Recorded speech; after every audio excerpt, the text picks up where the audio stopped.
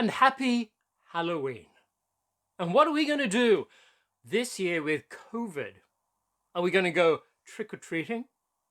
Let's have a look at Halloween, and also let's go down south of the border, if you're in North America, to Mexico, and see what they do with their Halloween, actually their Day of the Dead.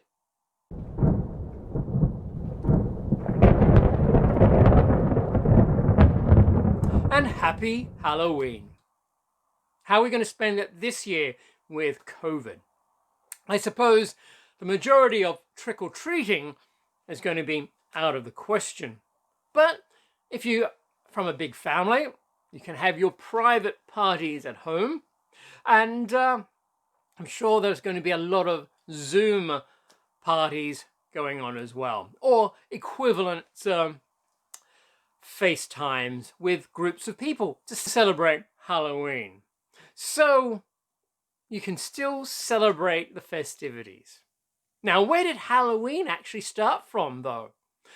Well, originally it was a pagan ritual from the Celts, and it was to celebrate the good harvest and the end of summer and getting ready for the long winter nights that were approaching.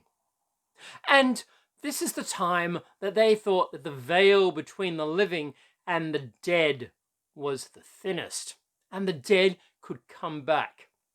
And so they would have bonfires to keep them away, light the darkness, and protect themselves as well.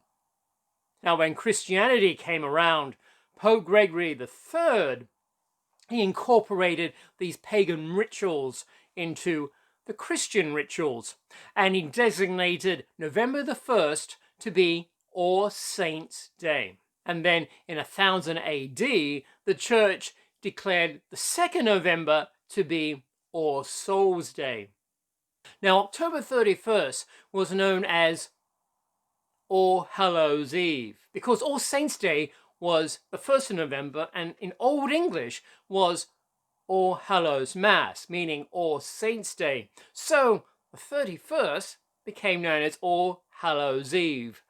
And through time, the word evolved to become from All Hallow Eve to Halloween. And the trick-or-treating. Well, originally, the first sort of recorded information about it was back in the Middle Ages, when children would go around knocking on doors. And the idea behind that one was that the deceased would actually go to purgatory. It was like a place in between heaven and hell. And to get people, or to get the souls from purgatory into heaven, people would have to say prayers. So children would knock on the doors and say, who can we say prayers for, to help them get out of purgatory? And in return, they were given soul cakes. Bit like your treat today. Now, over time, that sort of like diminished a bit until we come to the 1930s in America. And it began to be a bit like pranksters' night, when adolescents would go out and create pranks on people. And in fact, some communities actually set up social dances and contests and gatherings just to divert the kids from doing pranks. And so they had an outlet to actually do something. But getting back to those that still kept knocking on doors, creating a prank, they could either trick or treat, or do a prank. So to stop them playing a prank on you, or a trick, you'd give them something in return, a treat. And that's how trick or treating developed. Now, lots of cultures celebrate Halloween in different ways, and at different times as well, because there is a belief at particular times of the year that the spirits from the other side do come across.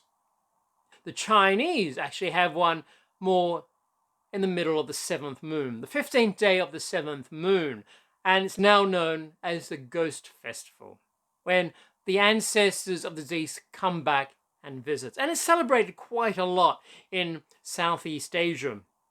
And if you go south of the border from the United States, you go to Mexico, where they actually celebrate the Day of the Dead. In fact, it's a 3-day celebration, and it's a bit different from the regular Halloween, where we celebrate the darker side of the spirit world.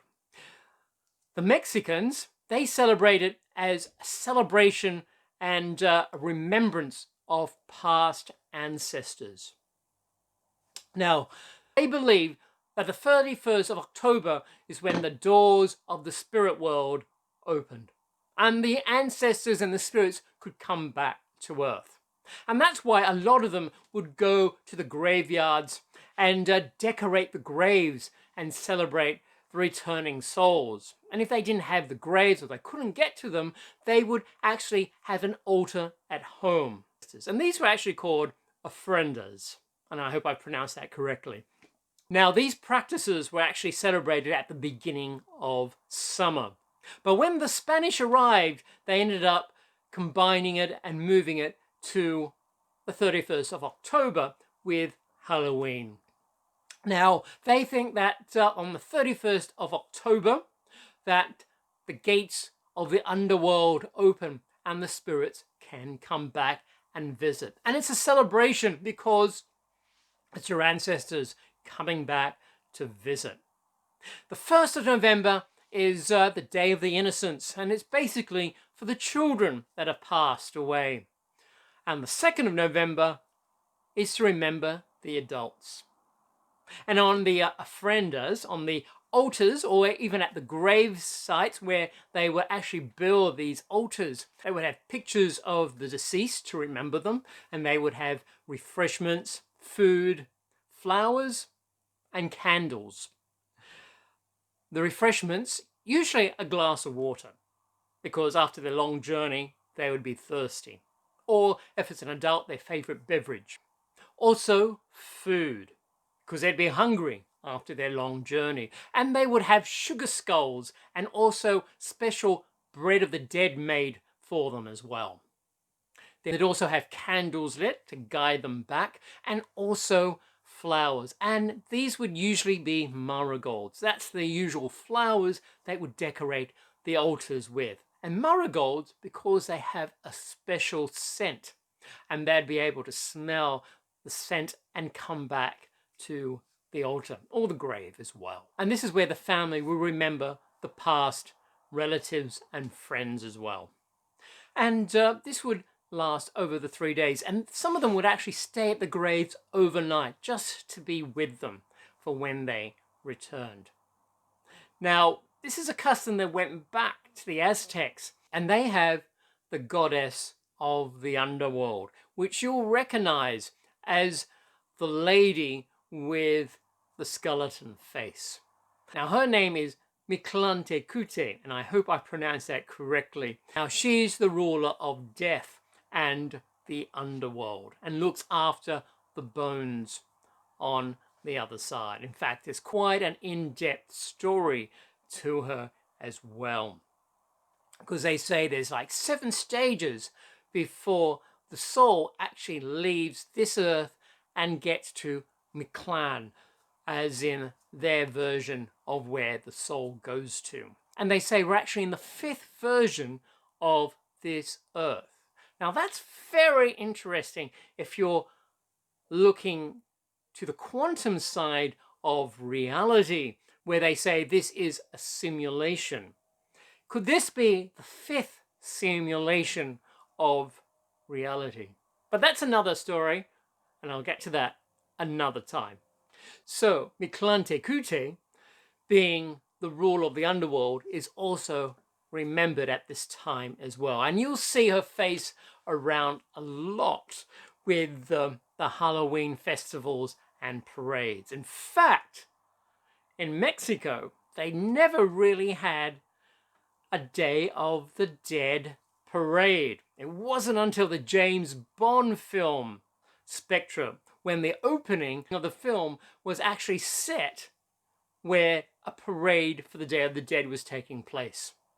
And after that film, Mexico actually decided to celebrate with a parade every year. So since 2016, we've actually had a parade for the Day of the Dead. Mind you, I don't know if that will be happening this year with COVID.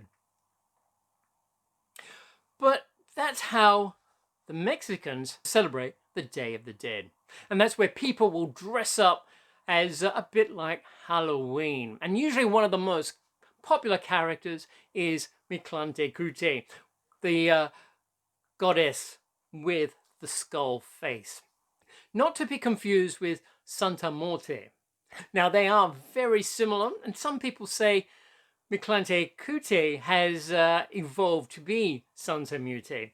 But Santa Muerte is actually, in a way, the goddess of death. And a lot of people pray to her because she doesn't discriminate.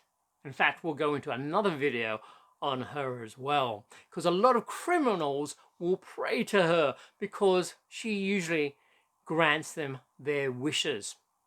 And their belief is to have a good death. In fact, the Aztecs believe it's not what you've done in life, but the way you die that predicts where you go to in the afterlife. And Santa Muerte is known as the goddess of the holy death, or the good death. So they die easily. So that's Halloween coming up.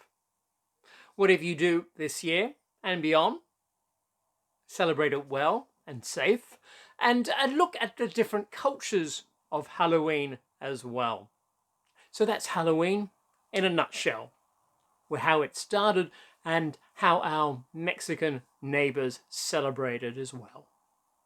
So whatever you get up to, play safe and have a happy Halloween. And if you've liked this episode, don't forget to click the like button and tell your friends and share the video and help to grow the channel, and I'll bring more interesting, different paranormal, spiritual topics to you as well. So don't forget to subscribe and don't forget to click the notification bell so you'll get notified when I do release a new video. So until then, happy Halloween and stay safe and be happy.